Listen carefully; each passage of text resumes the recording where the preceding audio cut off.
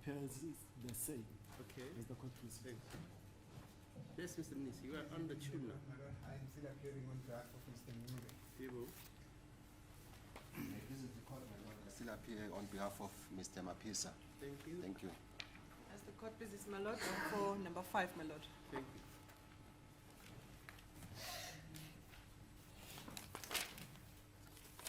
Yes, sir.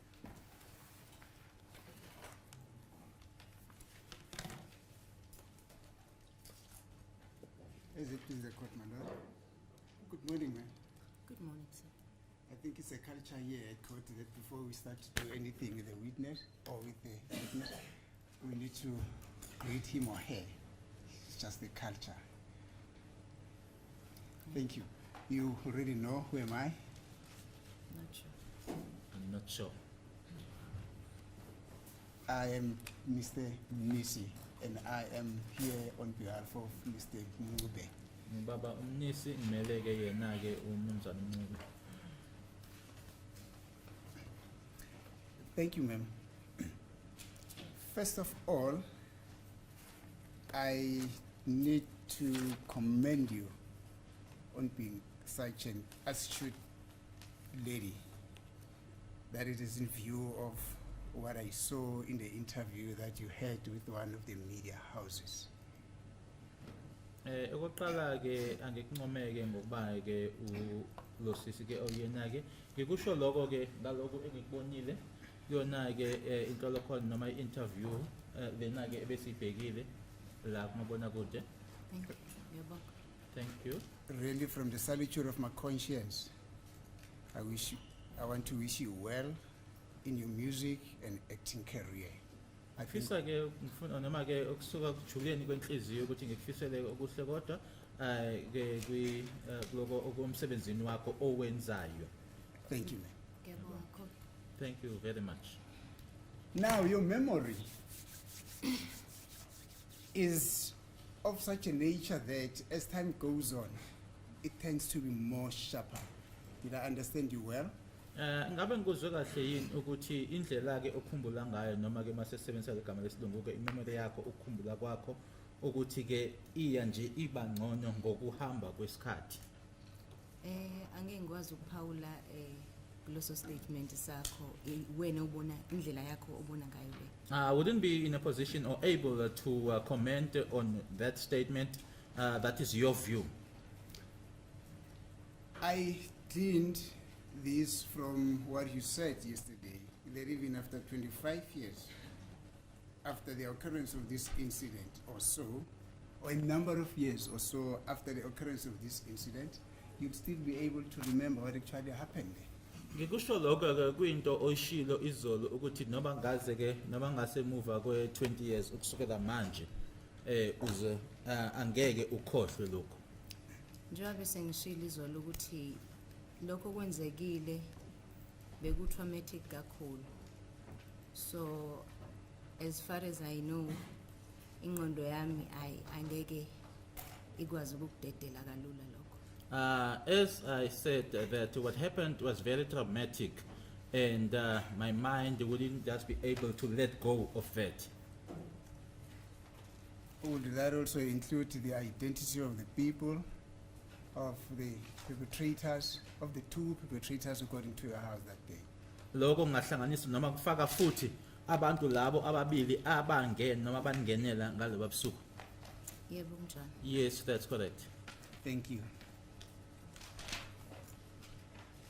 Now, in terms of that trait, I would take it that you are telling this court that you will also not forget how the perpetrator who was in possession of the firearm on that day in question looked like. Kulokho ke ngithatha ukuthi ke angeke futhi ke umkhohlweke nalona owayephethe isibhamu indlela ke awayebukeka ngayo. Kunjani. That's correct. Thank you. And this you are basing on the description of how he looked like that you have already told this court about. Ukusho lokho ke kuloko obosokutshele inkantolo vele ukuthi ke waye kanjani noma wayebukeka kanjani. Yebo kunjani. Yes, that's correct. Thank you. Now, on the basis of just this, what we've spoken about, would you be in a position, in an event that you see the perpetrator who had a firearm on that day in question, when you happen to come across the street or anywhere else, would you be able to identify him? Uma ngabe lona ke owayephethe isibhamu ngaleliya langa ngenzeka ke ukuthi uhlangane nje naye emgwaqeni noma ikuphi nendawo ungasho ukuthi uyena lo. Njengoba sengishilo izolo ukuthi njengoba seku 8 years to 9 years. Over time abanye abantu ba gain weight, abanye ba gain complexion, abanye bayayiluza. As I've already said that it has been 8 years to 9 years. People, others gain weight, others get a complexion, others lose that complexion, Abanye baphinde bashintsha ama hairstyle. others change hairstyles.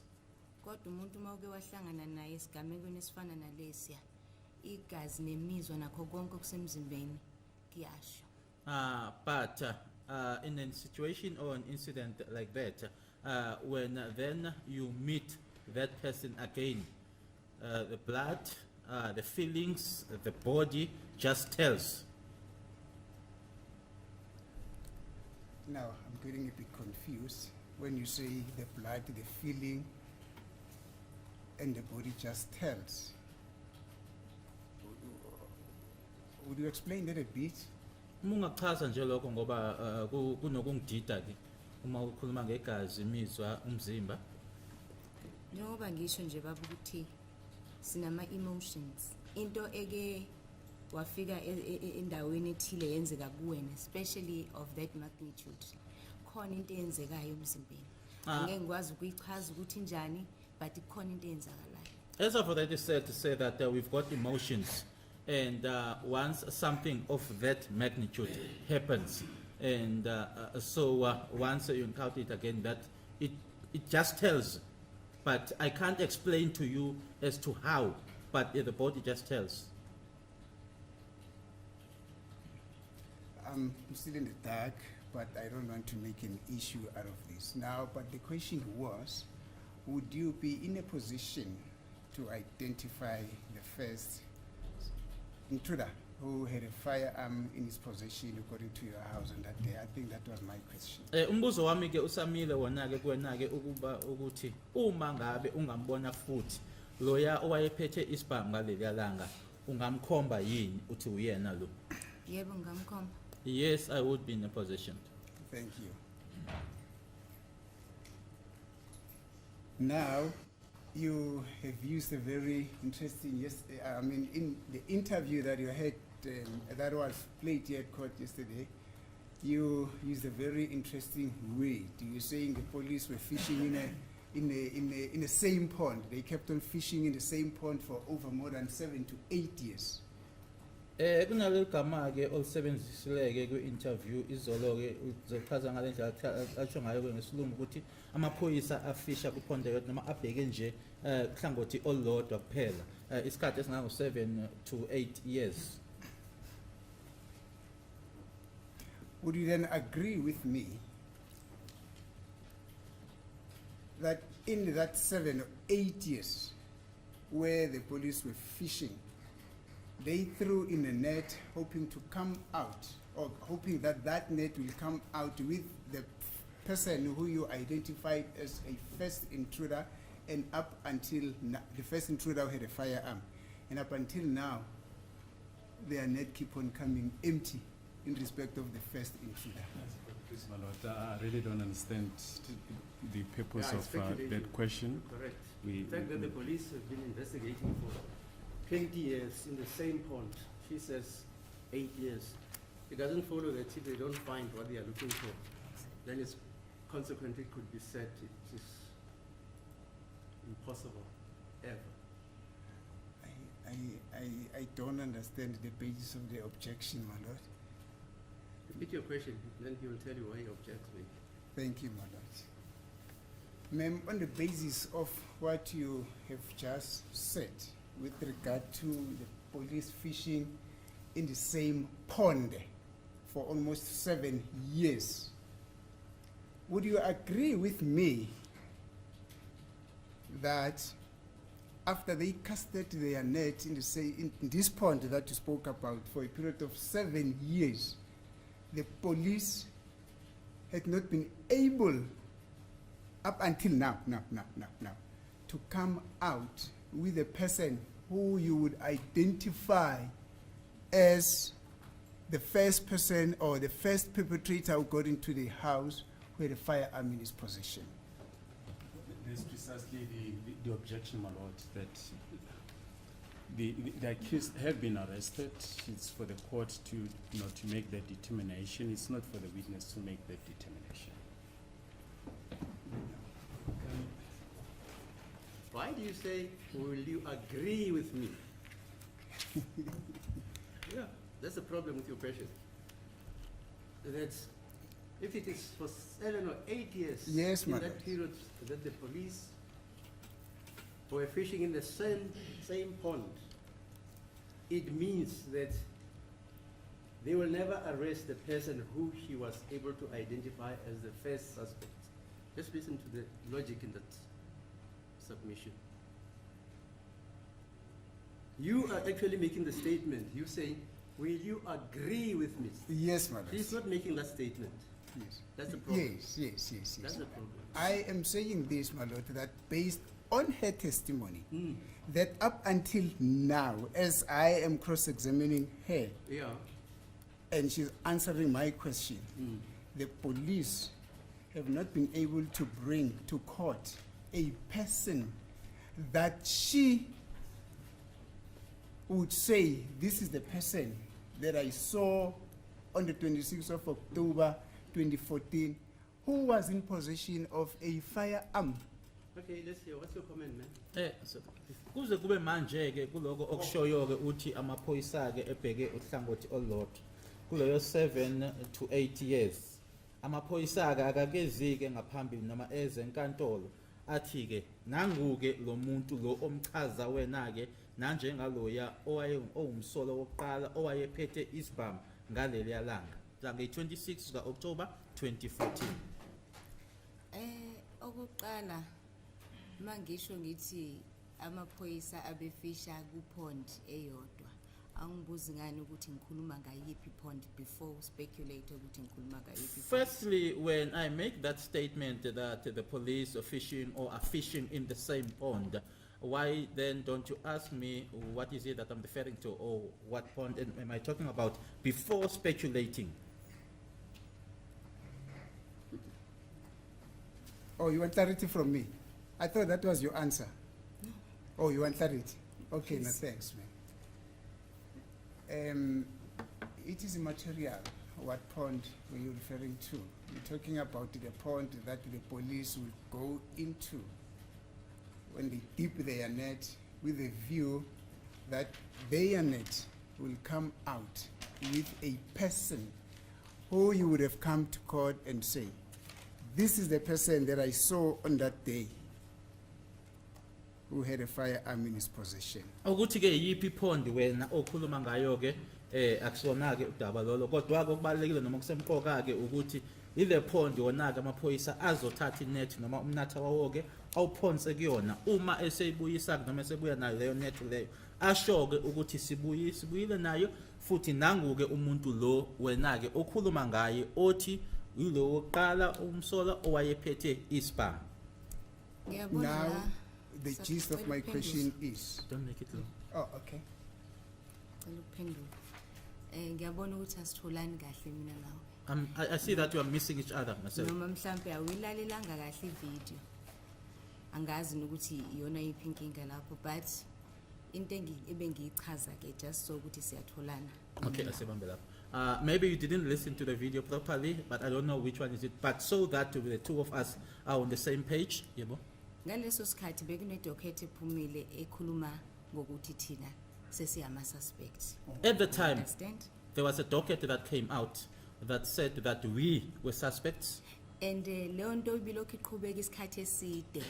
And size Sorry. sibize sizothotsharwa sizofaka ku-lie detector test senziwe zonke lezo zinto lezo ilento bekiyisho ke.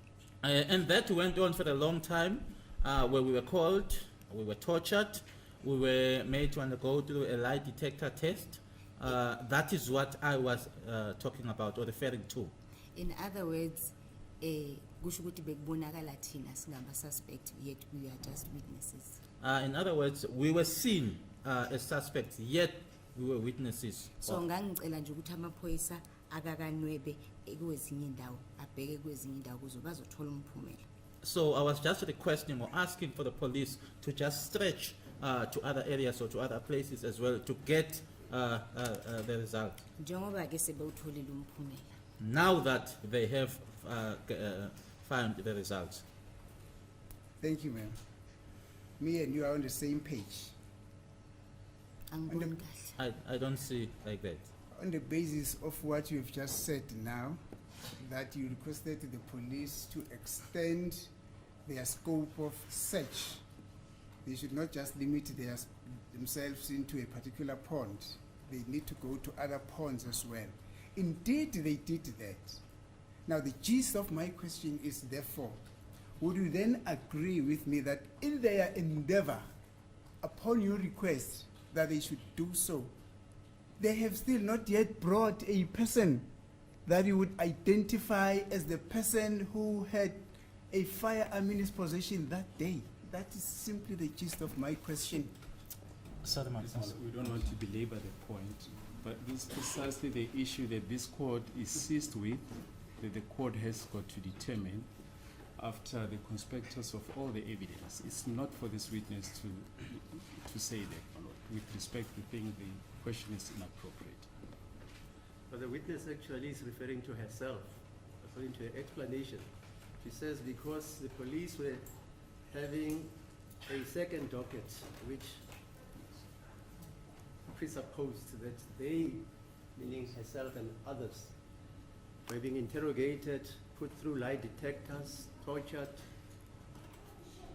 that they suspected her also as being, amongst others, the person who entered the house with a gun, because unless there is a supposition that there was no person shot at that house.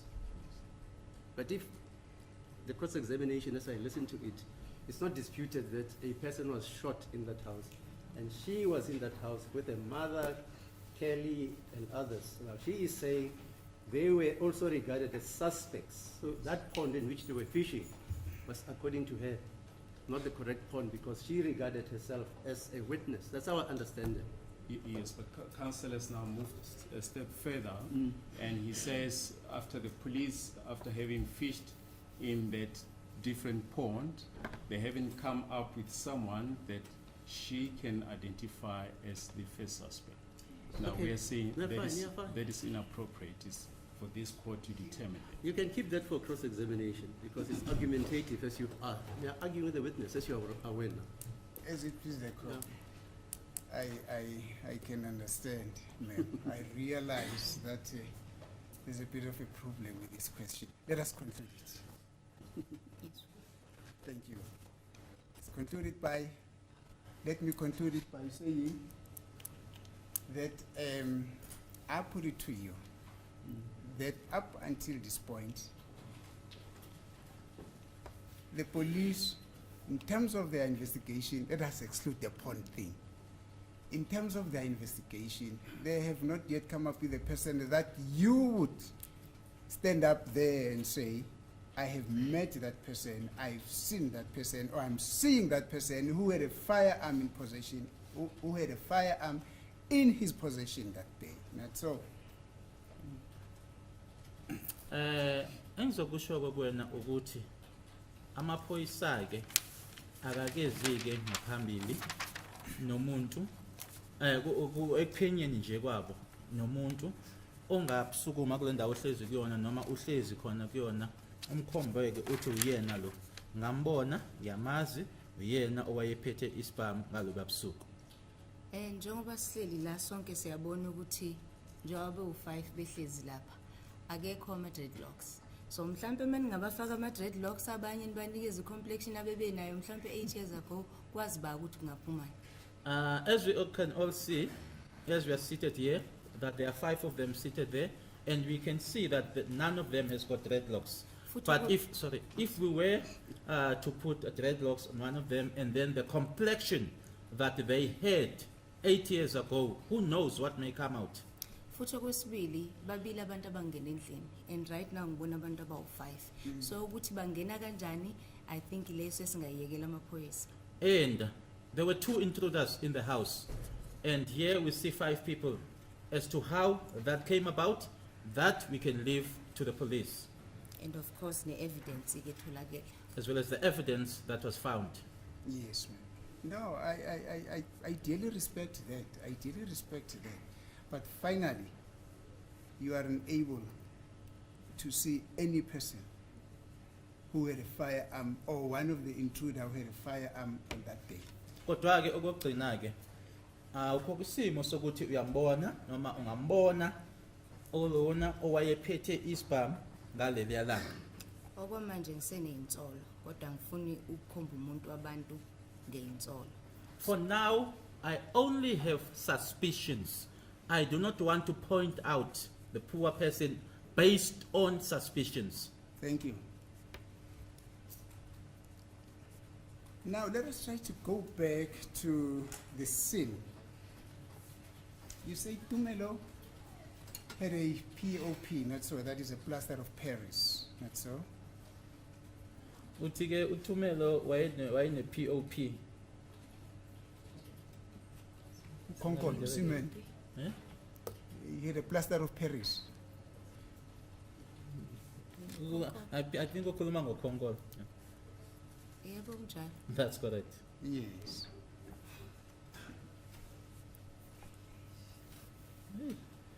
Sekhuwa.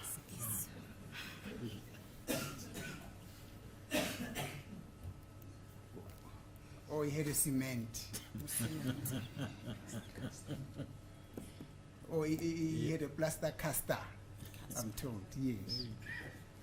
Yeah, hayi sesidlala ngamagama akhe manje. Ikona nje lokho. Yes. Now, you say at some point he also joined in the tussle, which we'll get to a few minutes later, that happened in the house. How did he manage to do that? Uthi naye ke waba ingxenye la leyo tussle eyayikhona ke noma lokho kulwisana kwakukhona ke endlini. Wakwenza kanjani lokho? Angiyena uTumelo as far as ngila and I think ikhothi yakubona lokho. uTumelo uyena ongakwazi ukuchaza futhi uyena owazi ukuthi ipain yakhe ibika kangakanani and ukuhamba kwakhe without ama crashes akhe kum enable kangakanani lokho, but otherwise angikwazi ukumkhulumela. I'm unable to speak for him, and I think the court can also see that I am not Tumelo as I'm seated here. He's the one who will be able to tell as to how far he could walk and how the pain or his pain, how did it enable him. When he joined the tussle, did he use his crutch or he just walked without the crutch? Uma ke eba ingxenye yaleyo tussle lokho kulwa lokho okwakwenzeka ke endlini wayehamba ngecrutch ngama-crutch noma wayehambela nje ngaphandle kwawo. Anginakanga kodwa into engikhumbulayo ukuthi elilodwa lakhona lalilapha phansi. I didn't notice, but what I do remember or recall is that one of the crutches was on the floor. How many crutches was he using? Owayesebenzisa mangaki? Ayimabili. 2.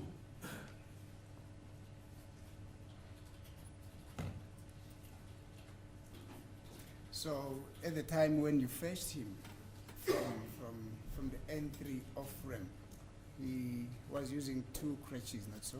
Ngenkathi enanimthatha ngayo ke noma nimpick up ke kwi-off ramp N3 wayehamba wayesebenzisa wona O2. Yebo kunjalo. Yes, that's correct. And at the time when he alighted from the vehicle upon arrival at your home, when you got into the house, you also used 2 crutches, not so? Nangenkathi senifika ke ekhaya esehla ke emotweni engena phakathi endlini wangena ehamba ngawo O2. Yebo njalo. Yes, that's correct. Do you know what happened to the other crutch? Uyazi ukuthi enye kwenzekani ngayo? Angazi. I don't know. Kodwa engikwazi ukuthi emva emalangeni mayiseqhubeka futhi ehamba ukuhamba ngawo omabili. But what I do know that as the days went by or went on, that he was using both of them. Thank you. Now, at the time of the commotion in the house, when he stood up, did he use the crutches to assist you in pushing one of the perpetrators into the kitchen? Kodwa ke ngesikhathi nisukuma ke endlini senibadudula ke nibadudukela ekitchen laba abawu2 abangena ingabe ke uma ekwenza lokho ke sukuma ehamba ekitchen nibadudula wayisebenzisa crutch noma ama crutch? Ngicela understand we advocate ukuthi nganganakile uDumelo mina. Ngiyawubhiza ngibuza imibuzo ngoDumelo cha ngangabhekile uDumelo ngangenelwa isigebengu endlini bese ucabanga ukuthi uzobheka umuntu ohamba ngama crash uphethe elilodwa noma uphethe amabili. Advocate, please understand the Focus following. ngekho lapho. That I wasn't concentrating on Tumelo. Is it or can it be that you having intruders and now you are concentrating on someone, whether the person is on his crutches or not? My focus wasn't there. That is understood, ma'am. But please, we also in a position that we should understand what actually happened in the house. And it is unfortunate that part of our understanding or the means through which we can only understand what happened in the house is through your testimony.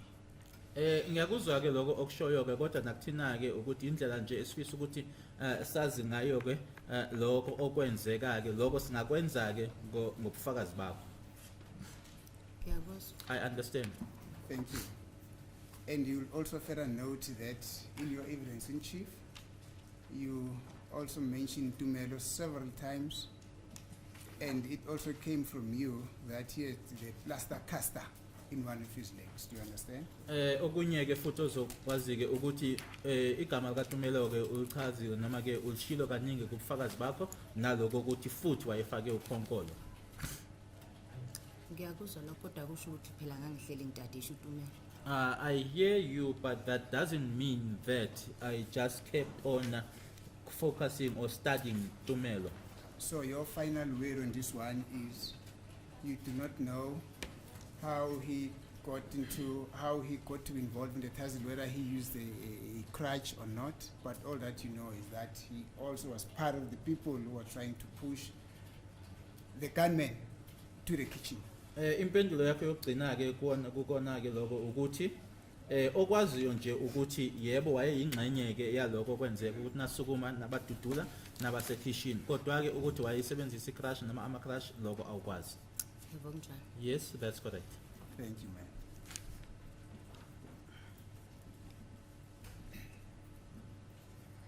Now you are seated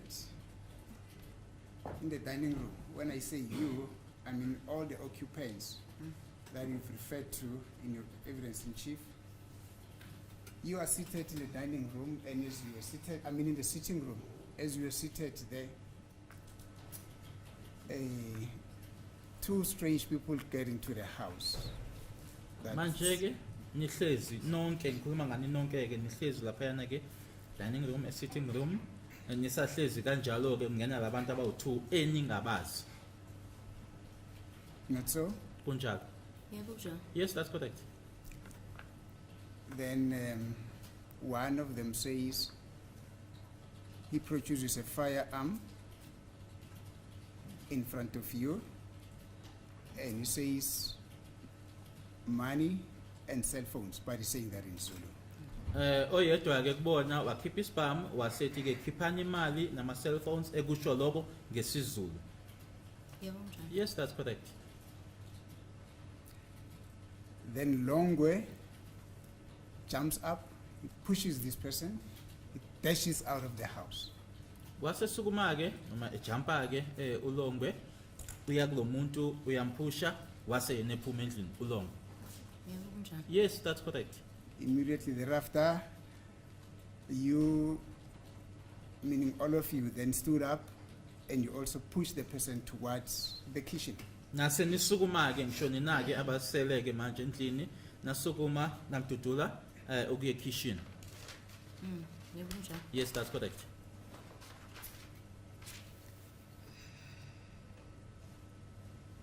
I've tried to fathom, I've tried to imagine how this pushing could have happened, but up until now, I'm failing. So, and then I said to myself, I don't need to struggle about this because there's a witness who said there was a pushing, and I'm going to request her, which I'm doing now, to explain to this court how this pushing actually happened.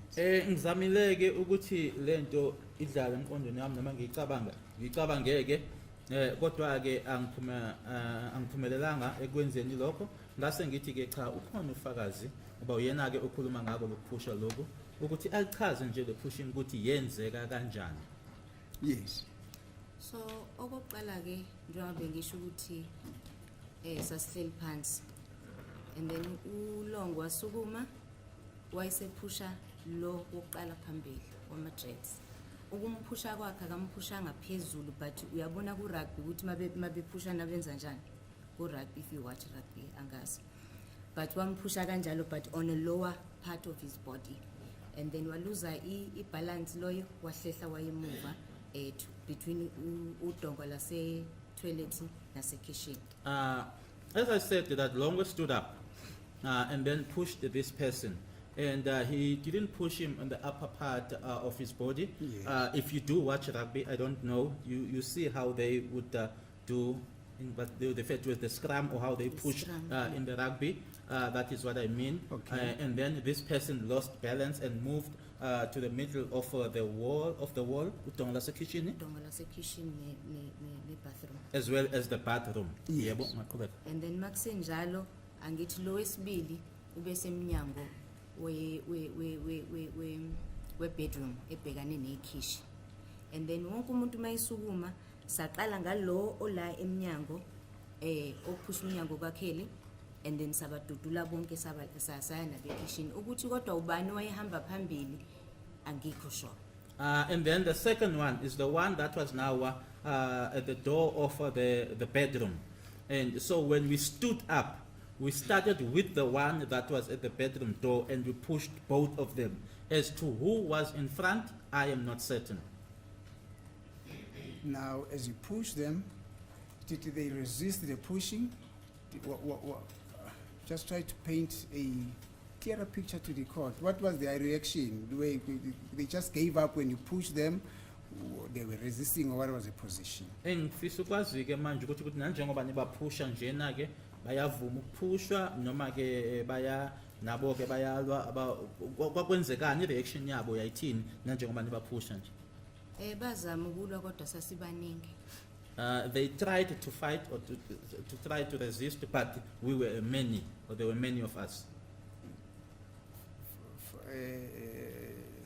Fight, how did they try to fight? Did they try to push you back? I don't want to put words in your mouth, you see, that's my problem. So, but I just wanted to come from you, how this pushing thing happened. This Uma particular uthi thing. bazama ke ukulwa ingaba nabo nanithi mani nibaphusha nabo benipusha back ngizama nje uunderstanda ukuthi lokuphusha lokwenzeka kanjani.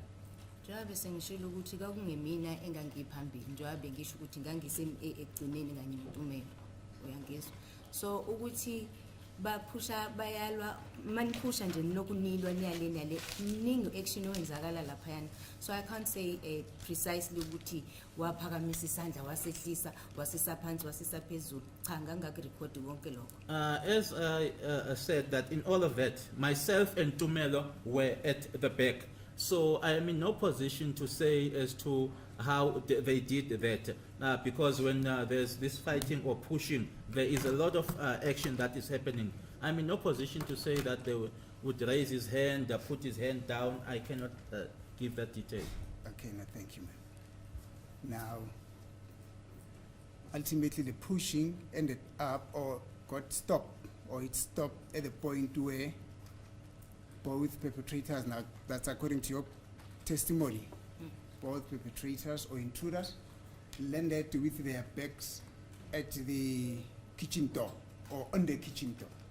Kwase kuma ke lokho ke noma kusengasaqhubekiki uma bobabili ke manje sebefika noma sekufika ke kwisivalo sasekitchen bobabili ke manje sebeze ngemihlane yabo esivalweni. Mawuthi kwakuphele lapho uchaza ukuthini? When you say that it stopped, what do you mean? No, I mean, when they were being pushed, they were pushed up to the kitchen door, Ngisho where they bapush- landed with their backs on the kitchen door. Ngithi ke baphushwa baze bayofikelela ke eminyango laba bezele ke umnyango ngemihlane yabo. Yebo kunjalo. Yes, that's correct. And upon landing with their backs on the kitchen door, that would mean that their faces were facing towards the greater portion of the house. Usho ukuthi ke uma beme kanjalo ke bona ke laba babheke indlu le noma babheke phakathi endlini. Yebo kunjalo. Yes, that's correct. Was there assault in the process of the pushing? Kuloku kuphusha lokhu kwakukhona ukushaya okwakukhona. Kwakukhona ukushaya ngendlela ethile. In some manner, yes, there was some assault. Can you tell this court about it? Who was hitting who? And Awutshela how? lenkantolo kwakuwubani eshaya bani. Njengoba sengichazile ukuthi nami ngazama ukushaya. Notumelo wayesethatha icrash kumina kwawuyena ukwazi ukufikela ukuthi ashaye. So kwabanye abantu angazi ukuthi umuntu yena washaya kanjani. Nakhona futhi ngakunakile lokho. As I've already said that I tried to assault and then Tumelo took the crash from me and assaulted. And as to with regard to the other people, I cannot say who assaulted how because I wasn't noticing or didn't take note of that. Thank you. Let me put it this way. Before the two perpetrators were ultimately pushed towards the door, that is, in other words, before they could be pushed to the door, before they could arrive at the door, did any assault take place? Ngaphambi kokuthi bafike ke emnyango ingaba khona ukushaya okwenzeka. Njengoba sengishilo ukuthi ngangingekho phambili, ngangisegcineni so angibonanga. As I've already said that I was not in front, I was right at the back, so I didn't see. Thank you. Now, as the perpetrators were being pushed, what's their position? Were they walking towards the door? Were they walking with their back towards the door? What is their position? Nanjengoba babephushwa ke ingaba babehamba ke ukuya emnyango behamba ke noma bezele isivalo lesi ngomhlanje njengoba besiya nje bephushwa beye emnyango. Babehlehla. They were retreating. Were there any swearing there? Kwakhona ukuthuka okwakukhona. Ngikuzwanga. I didn't hear it. Were you not swearing at them? Wawungabathuki. Angithuki mina. I don't swear. When I say you, I don't mean specifically you, I mean your group. I'm going to use the word your group, referring those occupants who were in the house before the arrival of the two perpetrators. Uma ngithi angisho wena ke mayisebenzisa le gama ka you ke ukhuluma ngani abebephakathi ke endlini. Hayi angisakhumbula. I can't recall. Thank you. And upon landing with their bags at the door, the assault on them then continued. Oh, let me put it this way. Upon them landing with their backs on the kitchen door, what then happened? Sebefikile ke manje bameke emnyango ke babheke phakathi endlini kwase kwenzekani ke lapho. Engikukhumbulayo ukuthi suspect number 1 no Senzo babe dresilela isibhamu while mina ngizama ukushaya lo omunye ngecrash ngasafinyeleli notumelo. Abanye angisakhumbuli kahle ukuthi babenzani ngempela ngempela. What I do recall is the first suspect wrestling with the deceased for the firearm, and then myself trying to assault the second suspect together with Tumelo. As with regards to the others, I cannot remember. Thank you. Now, you have told this court that you were pushing from the back, and because some of the people who were trying to assault these intruders were taller than you could not successfully hit the person that or the intruder that you wanted to hit with a crash, not so. shiloko ukuthi nanjengoba kwenzeka le pushing ke nokuthi abanye ke babantu ke laba babekhona ke lapho babe bade kunawe lokho ke kwakuvimba ekuthini ke ushaye lo ufuna ukumshaya. Yep. Yes.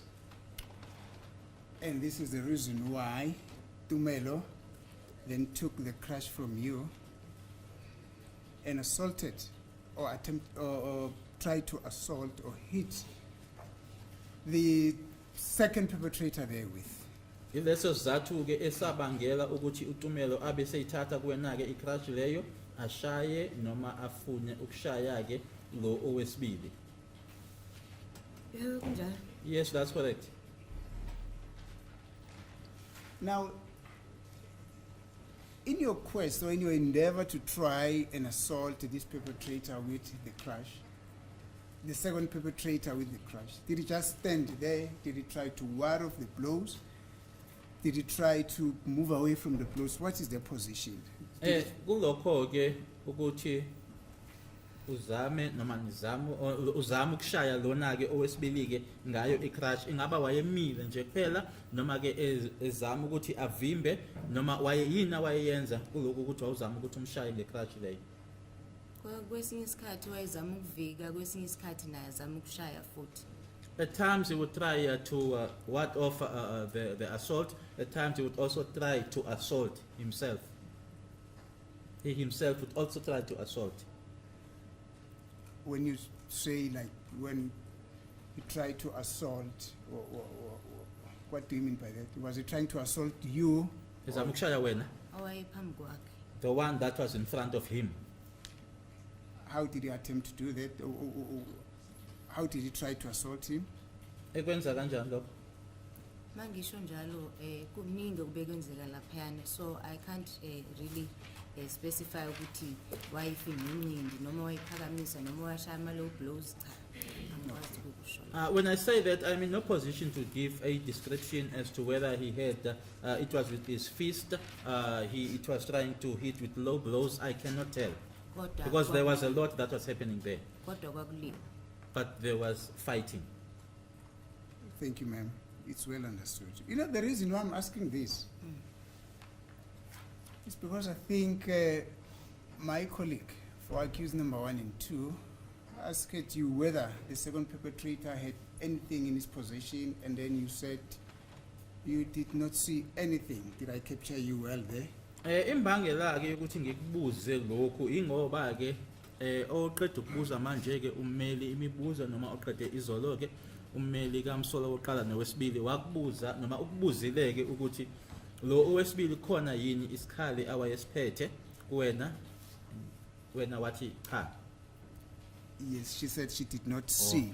Wathi awuzange ukubone. Iqiniso lelo. That is true. Because this is what Mthokozisi would come and tell this court. I see you smiling. This is what Mthokozisi would come and tell this court, and the state is going to call him. He would say that the second perpetrator had a firearm in his possession. I'm sorry. Had a knife in his possession. Ngoba ke naku okuzokhulunywa uMthokozisi bazombiza ke bombuso nanjengofakazi ukuthi lo wesibili yena ke wayephethe ummese esandleni sakhe. Okokuqala angena uMthokozisi, naye uMthokozisi ubone akubonile. Nami ngize la ecourt ukuzokhuluma lokhu engikubonile. So angeke ngithathe istatement saMthokozisi ngisenze sami. Firstly, I am not Mthokozisi. Mthokozisi will tell this court what he saw. I am here to tell this court what I saw. I won't take Mthokozisi's statement and make it mine. And njengoba kunjena nje njengoba bengilokhu ngisho lokho kushoyo angikubonanga. As I said, that which you are saying now, I didn't see. So you are saying your version is you did not see a knife in the possession of the second perpetrator. wena ke okushoyo ukuthi ummese awuzange ubone uphethwe kulo wesibili ususpect.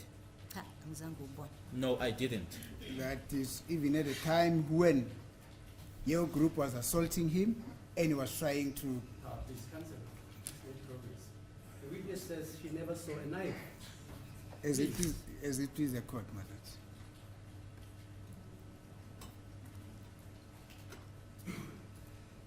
Now you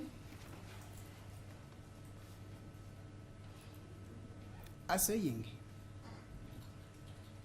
that because of the fact that you a little shorter and there were other people who were in front of you, and you were at the back, that's your version, not so. That is now you are at the back of these other people who were in front of you when you were assaulting the second intruder. Uthi umfushi ngoba umfishane wawusemuva futhi ke kwakunabantu abebephambi kwakho ngalesikhathi wena ke ushaya noma uzama ukushaya lona owesibili. Yebo njalo. Yes, that's correct. And there was a commotion there. Kwakho lokhu kulwisana ke noma lokhu uwrestler kwakukhona ke. Yebo njalo. That's correct. Now, at what point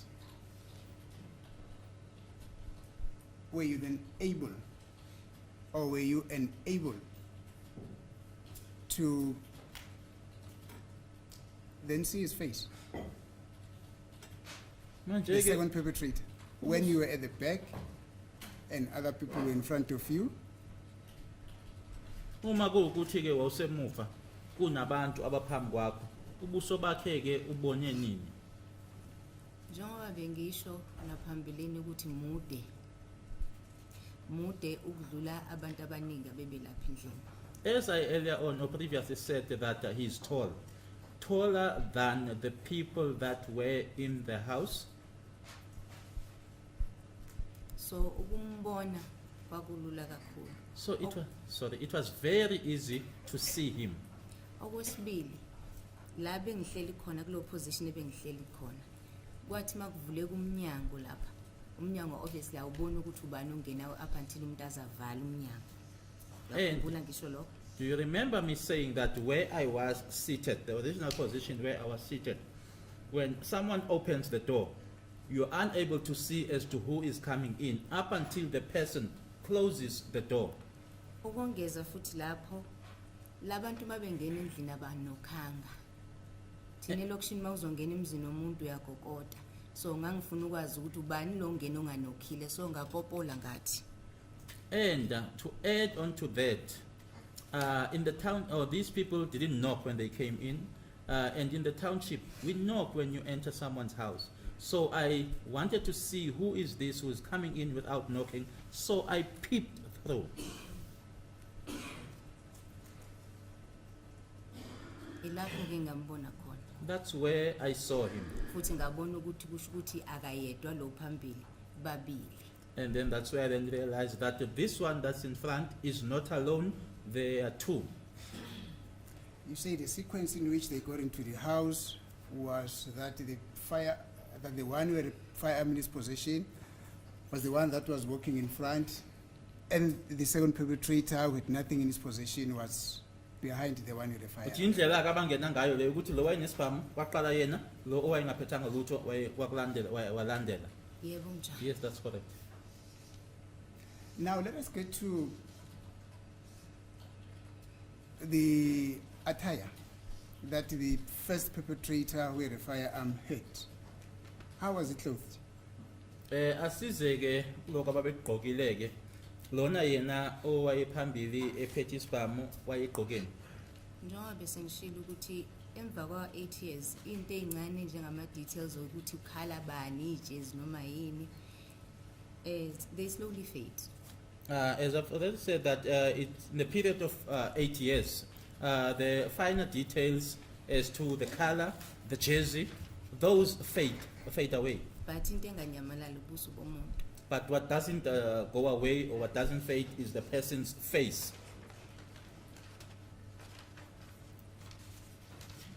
What is that supposed to mean to my question, man? Ngabe lokho kusho ukuthini ke kumbuzo wami? Umbuzo wakho into engisho ukuthi as to ukuthi wayifaka ijacket noma ijini noma yini lokho kumina bekubalekanga kangako. What I'm saying, or what that means to your question is that whether the person was wearing a jacket, a jean, that was not that important to me. Iso lami lagxila ebusweni lagxila emzimbeni ukuthi uqatha noma umncane neinwele nesigqoko if befake njengoba bengisho ukuthi befake isigqoko lo munye efake ihoodie ngoba yayila izinto ezinjalo azikhohlweki but into efana no color ne make ne design really My eye was concentrating on the face, the person's build, whether it's a small build or hugely built, and as well as the hair, what the person was wearing on the head. But as to the color, what the make, no. Thank you. And that is because memory fades away. Logo kwenziwa noma logo kungenxa yokuthi ke imemory iyafade. hayi yonke Not all of it. minor details. Logo okuncane. The second perpetrator, how was he clad? Owesibili yena ke wayegqokeni. Owesibili ngikhumbula ukuthi wayefaka ihoodie The second one, I remember that he was wearing a hoodie. njengoba ngikhumbula ukuthi oqala wayefaka isigqoko Just as I remember that the first one was wearing a hat. njengoba bengisho futhi ukuthi gagxila kakhulu la phezulu. As I have already explained that my concentration was on the top part. Now, up to what point of his face did the hood go? Le hoodie lena ke ibifinyelela kuphi la kuyena? Oh, let me ebusweni? start here. What is this hood? What's a hood? A hoodie. Hoodie. Oh, a hoodie. Yes. What is it, hoodie? Ihoodie i-tracksuit kodwa leni nesigqoko. Yes. Yeah, it's a tracksuit, but the one with the Uyabona nje le efake accused number Just a 5. second. the one that accused number 5 is wearing.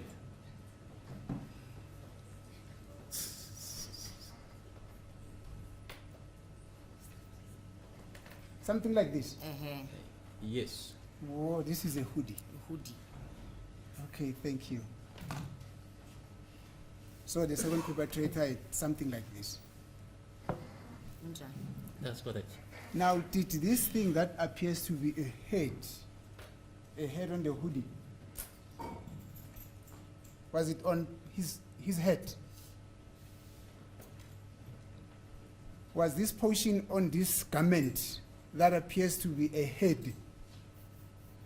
Maybe this is the hoodie, I don't know, but this portion, was it on his head? Head or head? Head. Okay. Head. Beyayila kuyena ekhanda. Yebo kunjani? Yes, that's the case.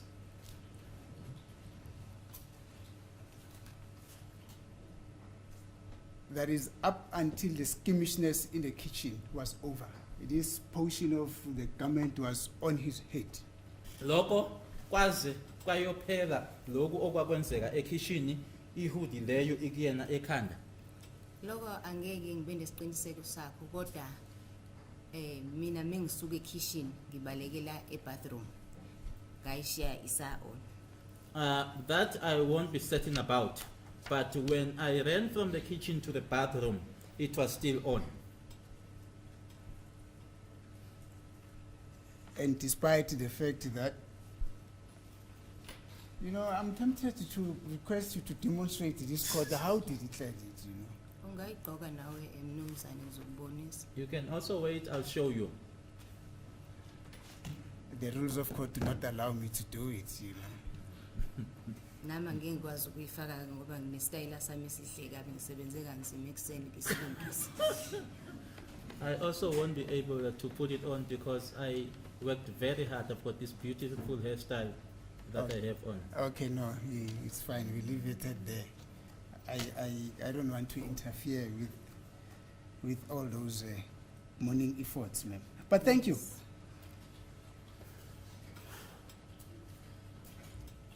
Now,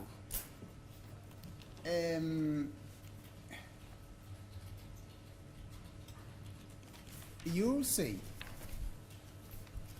you testified in your evidence in chief that as you were in the bathroom, that is, before you could run to the bathroom, there was a first shot that was fired in your presence whilst you were in the kitchen, and when you got into the bathroom, you had two other further shots, not so?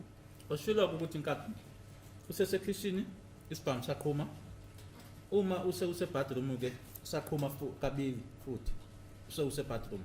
Yebo njalo. Yes, that's correct. Thank you. Now, the police came. This is just the background of my question. The police came the following morning.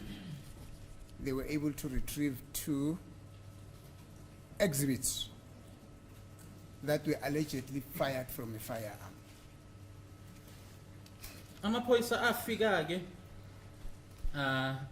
kulandelayo ke base bethola ke lokho kubizwa ukuthi ama exhibits amabili ke so asithi ke ezihlambu ke ezadutshulwa ke noma eziphuma kwisibhamu leso ke esasetshenziswa khona lapha. Now, as you went on, some days thereafter perhaps, as you went on to clean your place, you know, shifting the sofa, the things in the kitchen there, you know, doing spring cleaning, did you ever find another exhibit? It could have been yourself or any of your family member that you would have alerted the police with? Uma sekuhamba amalanga ke se niqoqa ke se ni cleana ke endlini nenza lokho akubiza ukuthi ke spring cleaning, ingaba kukhona yini ubufakazi obatholakala ke enani ngathi ke nazisa amaphoyisa ukuthi sithole lokho noma ngithole lokho ngathi ngiclean endlini? Okokuqala akusimini ngaclean endlini. The last place I wanted to be in kwakuyilendlu. Firstly, I'm not the one who cleaned the house. That was the last place I wanted to be at that house. And at this point angazi ukuthi ubani waclean endlini. At this point, I don't know as to who cleaned the house Ngoba futhi kwakungabalekile kumina. because that wasn't important to me. And ngikholelwa ikona ukuthi amaphoyisa akuthola lokho ayithola ecinga futhi angazi ukuthi ayicingani kahle kahle ibona sembe ngasichazela. I think the police found whatever it is that they found, and I don't know what it is that they thought, so they are the ones who will be able to explain or tell us.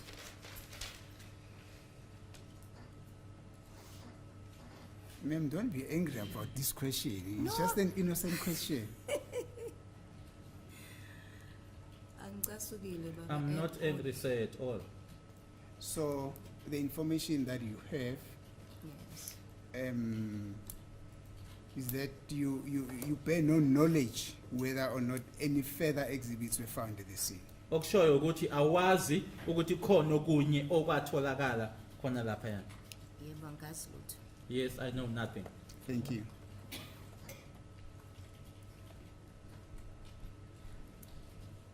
Ma'am, I would finally want to put the versions based on the statement that the state gave us in preparation of this case. You know, that's procedurally at court that we need to do that, so we hear what your comment is to what they would come and tell this court. Do you understand? Ngizokutshela ke manje ke ukuthi ke noma ke lokho inkulumo noma ke kuthiwa iversion ke lokho sikwenza ngenxa yaloko esikutholayo ke umshushisi uma silungiselela ke ukuqhulwa kwecala ngoba vele indlela ke leyo ekufanele senze ngayo enkantolo. Ngilindele kuwena ukuthi uphawule kuloko ngizokutshela kona ke ngithi ikona ekushiwo uyena lo engimmele. Do you understand, ma'am? Uyangizwa? Ngiyakuzwa. I understand. Thank you. Is it please the court, my lord?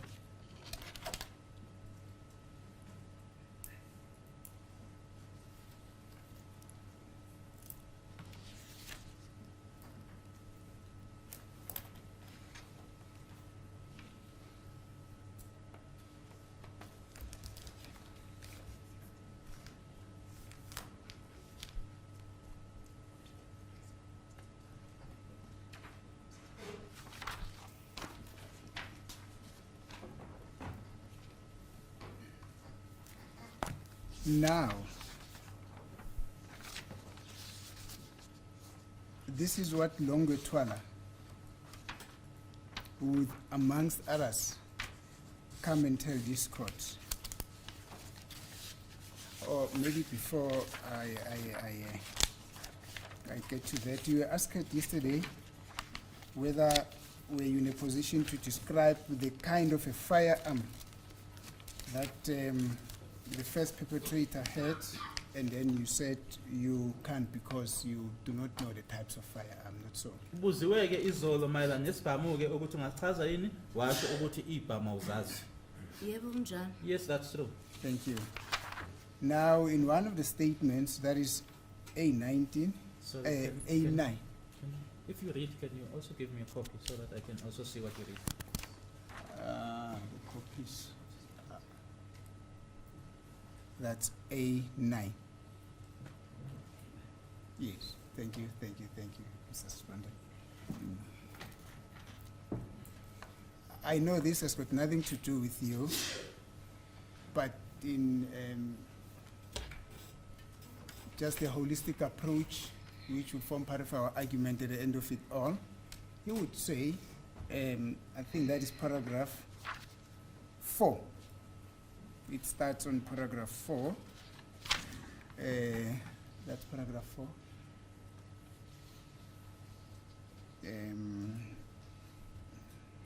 It's an unusual handwriting though, but it said suddenly at about 20 hours on 24/10/2014, 2 unknown men entered their house. 2 unknown boys came in their house. There is it.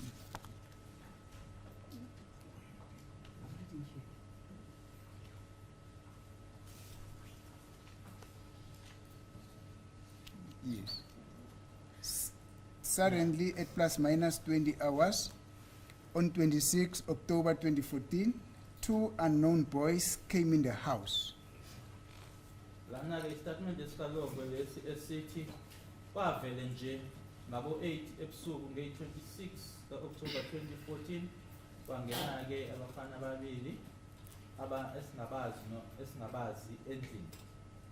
And I hear a voice saying, "Take out phones and money."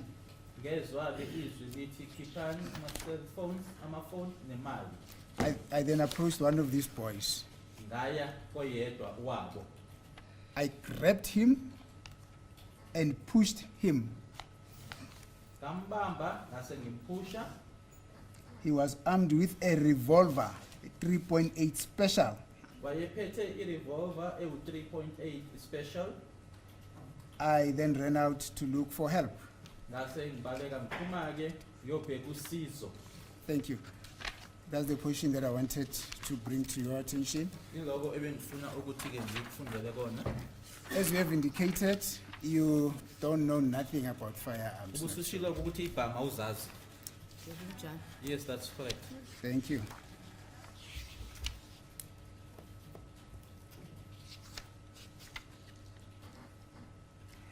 Now, he also made a further statement. Yeah.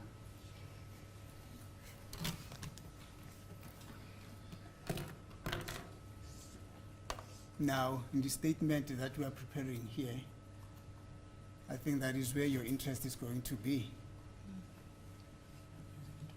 Hmm?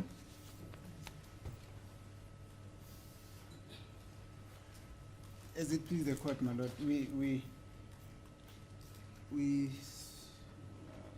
Mr. Sibande was assisting with the technical operation of the system, still trying to search the statement.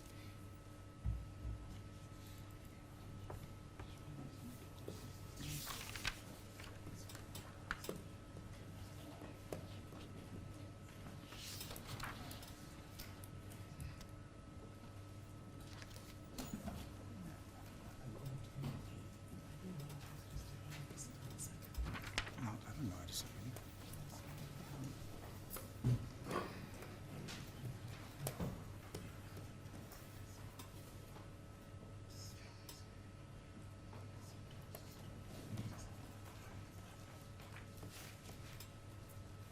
As it is the court, my lord, we very sorry to be wasting the court's time because apparently what was loaded in the system here is a different A113. So the state is trying to assist us with the retrieval of a relevant A113. Can read, sir. You can read. Oh, I can read it. Okay, now, thank you. Thank you.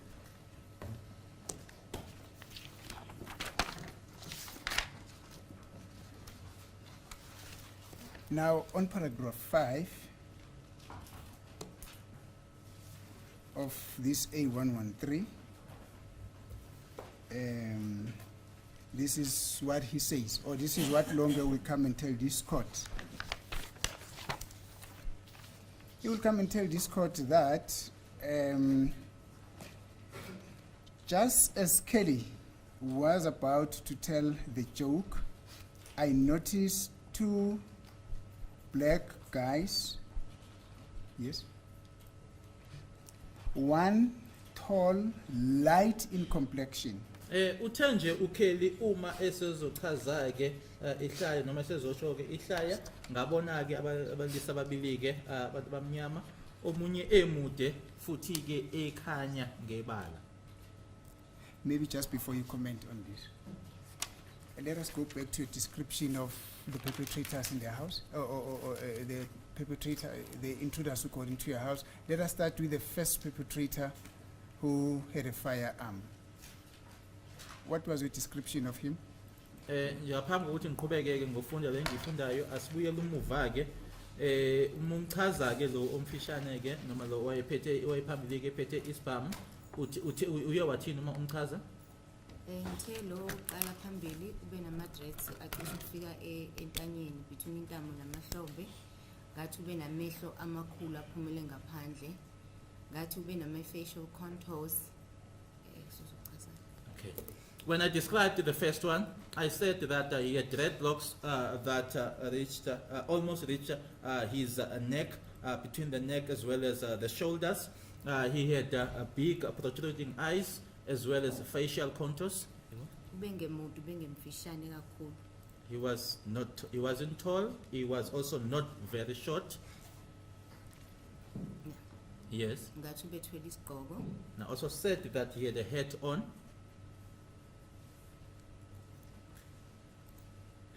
Yes, proceed. Izinto engayinaka ke lezo. Those are the things that I noticed.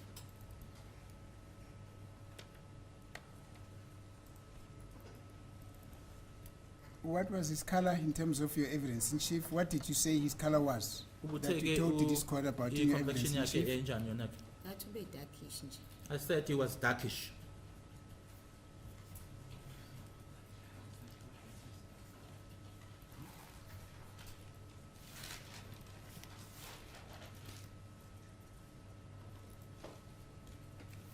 Thank you. But this is what Longer will then continue to say.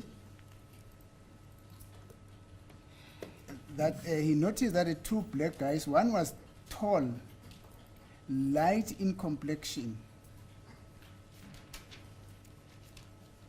Tall, light in complexion. Okushoyo ke uLongwe ukuthi ke omunye wabo ke wambona ukuthi wayemude futhi ke light ke noma ekhanya ke ngecomplexion. Now, before we get there, you have just given a description of the person that was in possession of the firearm. And what was your description of the other perpetrator, the one who had nothing, who you did not see anything in his possession? Lona ke uqeda uchaza ke manje lo uthi wayephethe isibhamu lo omunye ke wayengaphethe lutho yena uma umchaza uye wathini? Ngithe mude okokuqala. First I said he's tall, Mncane ngomzimba. small in build.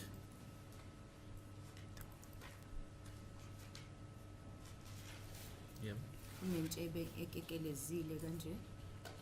He had a mustache that goes right around his mouth.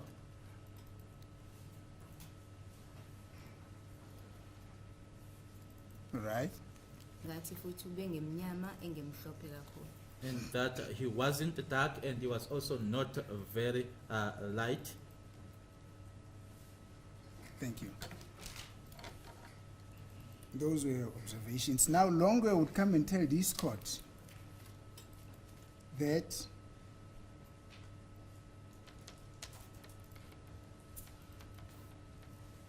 The tall guy, according to the house, that is now according to his statement here, was light in complexion, and you're saying he was dark in complexion and so. Ulongwe yena ke uma emchaza ke ngokwale statement esifundwayo ke ukuthi yena uzothi ke lo omude waye light wena uthi waye dark.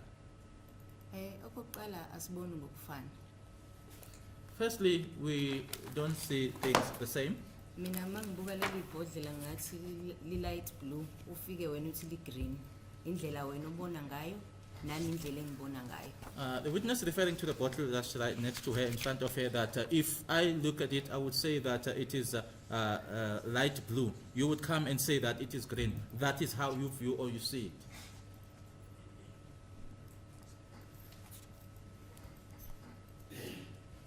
So what you're saying is, Longwe might have made a mistake in saying. No, she's not saying that, please.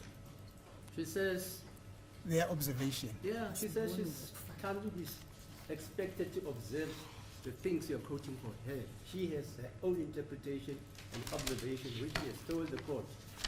That's why she says you may look at that bottle and you say, she says, I say it's light green, somebody says it's blue, Someone will come and say it's turquoise.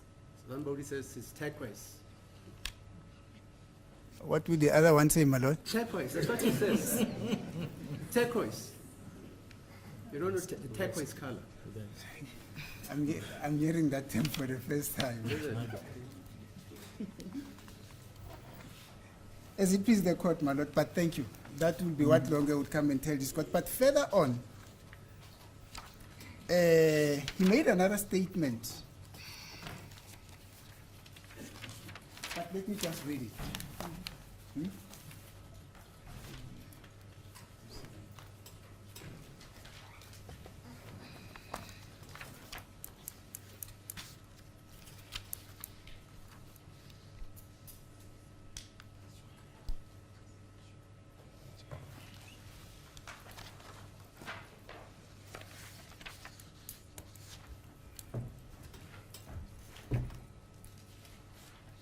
Now, unfortunately, this statement is not numbered. But there's a paragraph that I'm going to read out there.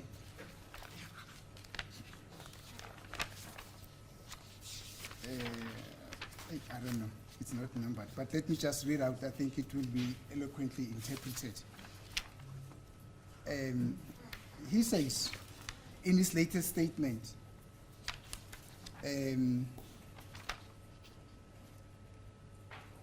I noticed two guys getting inside the house. The one who came first was short, dark, having dreadlocks with cheekbones. Uthi lana ke kulesi esinye esifundayo ke manje statement ngabona ke amadoda amabili amnyama engena endlini. Lona ke owayephambili ke noma oqala ke wayemfishane dark ka eneqhomo ama dreadlocks. And he was wearing a jacket that was between khaki or light brown in bracket beige.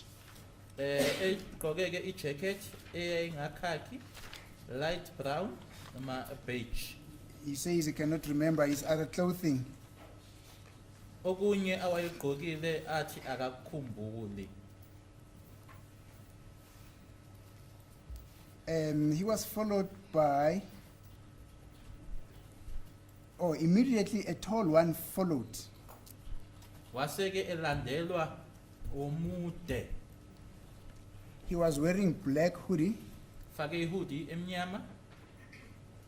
He was light in complexion. Light noma ke ekhanya ngebala.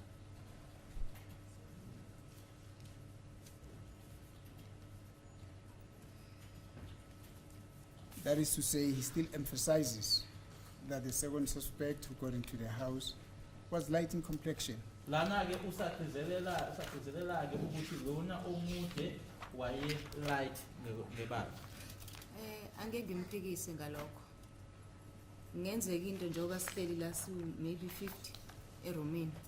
Kuya ngokuthi wena ubone ujike nini wayibona leyo nto futhi wayibona kanjani and futhi from which angle.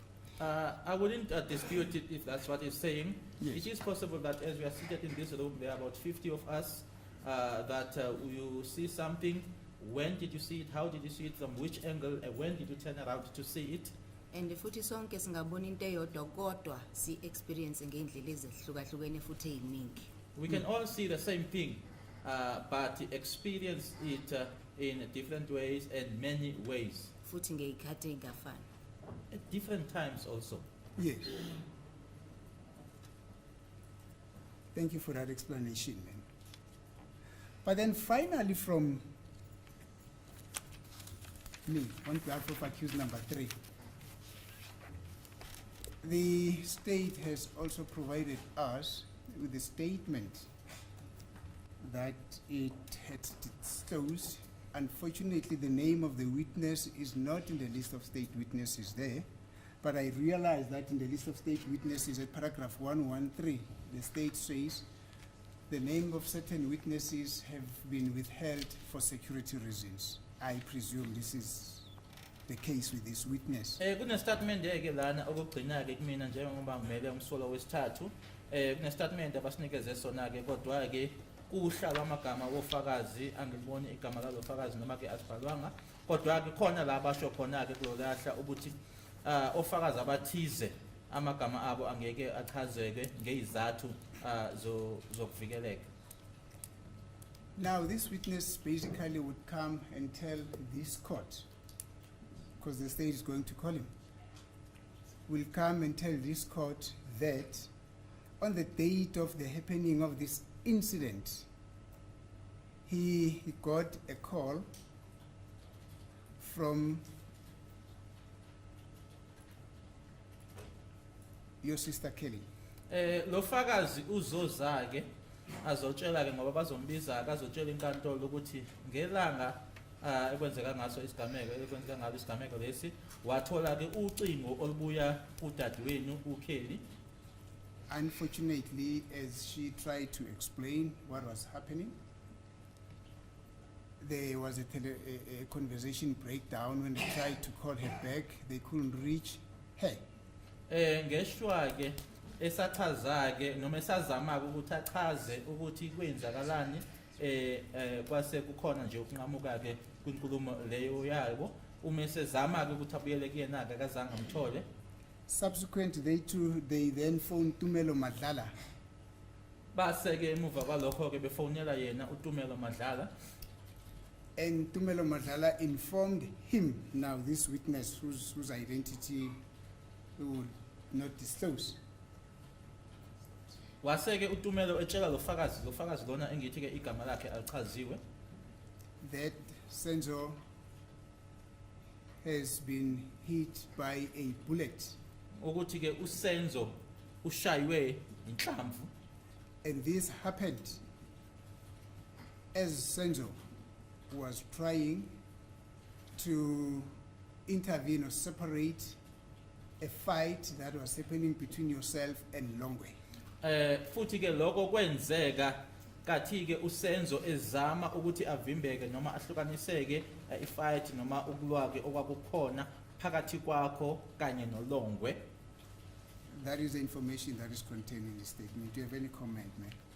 Iloko ke okukulesi statement ingaba khona yini ofisa ukusho. Okokuqala mina noLongwe sasingani. Firstly, Longwe and myself were not fighting. Sasi happy kabi mina noLongwe we were in a very good space. We were very happy, myself and Longwe. We were in a very good space. Kuze ngimmeme ukuthi aze ekhaya lokho kuchaza ukuthi sase right mina naye.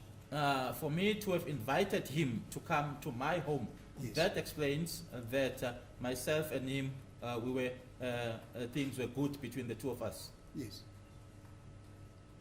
So lesho yo manje hayi angiyazi. So that which is being said now, I know nothing about. Thank you, ma'am. That will be all from me on behalf of accused number 3. Ngiyabonga Oh, ke. hey, Justice, my lord, let me approach accused number 3. Yes.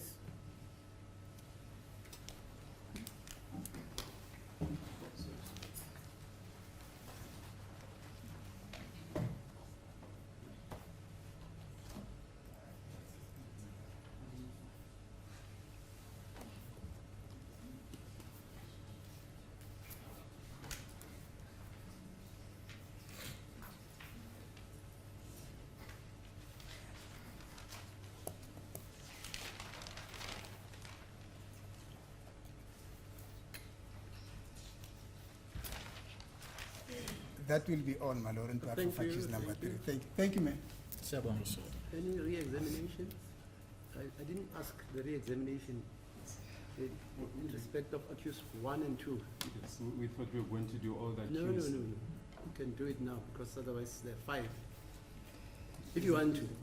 Yes. That means this witness, you can re-examine him 5 times, in other words, because there are 5 counsels here. Yes, yes. Okay, but if you choose to examine him at the end of Yes. the 5th counsel having finished, fine. So Yes, we prefer. you to- prefer that? Yes. Okay, fine, no problem. As it Yebo, is, thanks. What's your time there? Mr. Eloy? 25 to 12. That's all. Must be an interesting case, this. Nobody wanted to go out for a comfort break. Please. So let's hear you, sir. You're from, for number 4. Yes, my request is short adjournment. My lord, I just have to approach Mr. Mapisa. How short is a short adjournment? 15 minutes. Okay, 15 minutes. Sizi. Amen.